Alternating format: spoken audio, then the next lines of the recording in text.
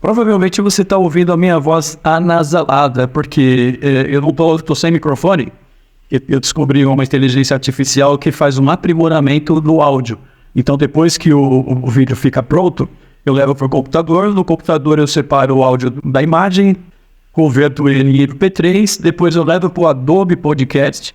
No Adobe Podcast eu faço a conversão para ele ficar melhor. Só que a minha voz fica anasalada, então mas não tem problema. Essa história aqui aconteceu quando eu tinha 16 anos, o Zeca tinha 15 e eu morava na casa dele. Por quê? Eu joguei no São Paulo Futebol Clube junto com o Zeca no futsal.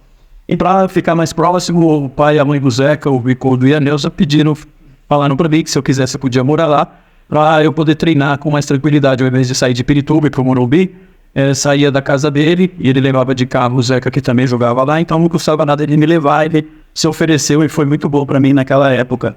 Então eu morei lá 2 anos e meio aproximadamente na casa do Zeca. O Zeca namorou uma moça chamada de Campinas e um dia, no final de semana, o Zeca queria vê-la.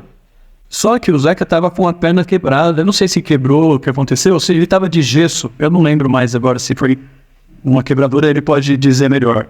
Ele estava de gesso da cintura até o tornozelo de uma das pernas, usando a muleta. E ele falou, não, eu quero ir para casa.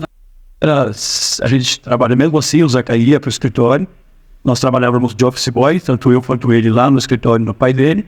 E à noite ele resolveu ir. Então era quase 8 da noite. A gente saiu, pegou umas roupas, uma água, colocou numa mochila cada um e fomos.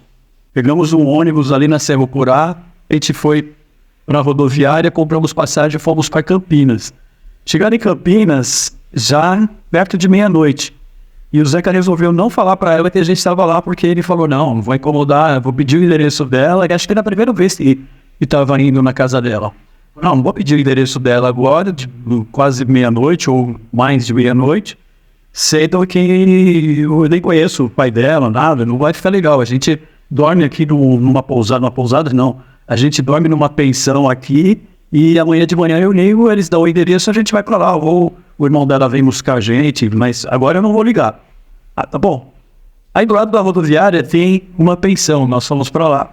E chegamos lá, perguntamos quanto que era para passar a noite, o homem falou, só que o homem falou assim, pagamento adiantado. Tá bom. O Zeca começou a procurar a carteira dele e não achava. Não achou a carteira. Ele abriu a mochila, tirou tudo de dentro e não achou. Então a primeira coisa que veio na cabeça da gente, a carteira caiu dentro do ônibus.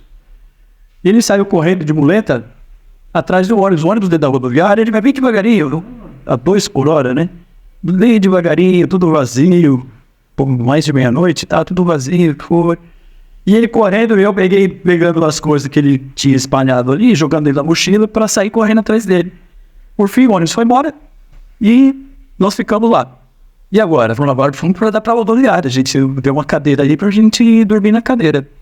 Aí sentamos naquelas cadeiras de plástico, fixa, escolhemos lá um lugarzinho, deitamos, pegamos um moletom, tal, colocamos de travesseiro, demos uma acomodada lá e fechamos o olho para dormir.